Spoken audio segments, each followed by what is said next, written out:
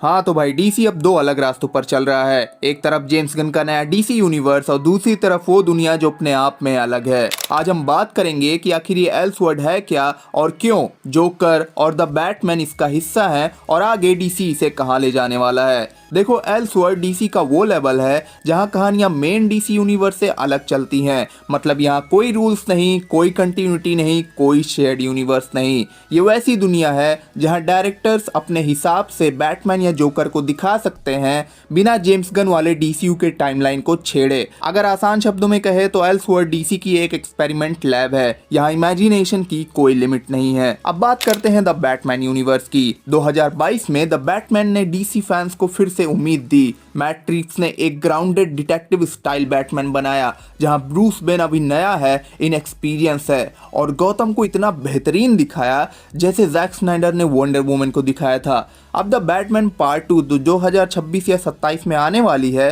और रिपोर्ट्स के मुताबिक इसमें विलन्स होंगे हस्क या कोर्स ऑफ आउल। मतलब एक ऐसी मिस्ट्री ड्राइवन स्टोरी जो साइकोलॉजिकल और इमोशनल दोनों होगी। ना मल्टीवर्स ना एलियंस, बस एक मर्द और उसके शहर की कहानी। अब आते हैं जोकर यूनिवर्स पर। 2019 की जोकर ने सबको चौंका दिया था। लो बजट फिल्म, कोई सीजीआई नहीं, ना कोई सुपर पावर्स, फिर भी इसने ऑस्कर जीता और $1 बिलियन से ज्यादा की कमाई की। अब सवाल ये आता है कि अगर जेम्स गन का डीसी यूनिवर्स बन रहा है तो फिर ये एल्सवर्ल्ड की क्या जरूरत है। भाई सीधी बात है कि इसमें पैसा बहुत है। डीसी जानता है कि हर कहानी को एक शेयर्ड यूनिवर्स में फिट नहीं किया जा सकता।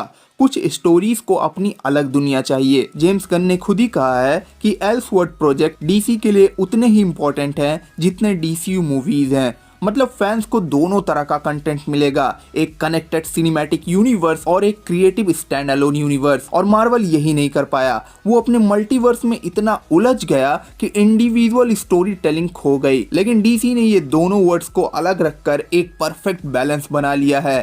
फैंस अब सिर्फ सीजीआई फाइट से एंटरटेन नहीं होते, लोग कैरेक्टर्स, डेप्थ, इमोशन और रियलिज्म चाहते हैं। जोकर और द बैटमैन जैसे फिल्मों ने दिखा दिया कि सुपर हीरोज मूवी भी आर्ट हो सकती है और यही चीज डीसी को मार्वल से बेहतर बनाती है। एल्सवर्ल्ड वो जगह है जहां कहानी, विजुअल्स और एक्टिंग मिलकर एक सिनेमैटिक एक्सपीरियंस बनाते हैं, ना कि फ्रेंचाइज फॉर्मूला। तो दोस्त डीसी अब दो पैरेलल यूनिवर्स बना रहा है, एक जहां सुपरमैन और जस्टिस लीग होंगे और दूसरी जहां जोकर और बैटमैन अपने डार्क रियलिस्टिक दुनियाओं में जिएंगे। सच कहूं तो यही डीसी की सबसे बड़ी ताकत है, creative diversity plus fan fandom. एक तरफ जेम्स गन की यूनिवर्स बिल्डिंग और दूसरी तरफ डायरेक्टर की इमेजिनेशन, दोनों मिलकर डीसी को आगे 10 सालों में एक डायनेमिक स्टूडियो बना देंगे। वैसे इन दोनों यूनिवर्स में तुम्हें ज्यादा कौन सा पसंद है, मुझे कमेंट बॉक्स में जरूर बताना। और वीडियो पसंद आई तो वीडियो पे एक लाइक और अगर चैनल पे नए हो तो सब्सक्राइब करना बिल्कुल ना भूलना। जल्द मिलते हैं।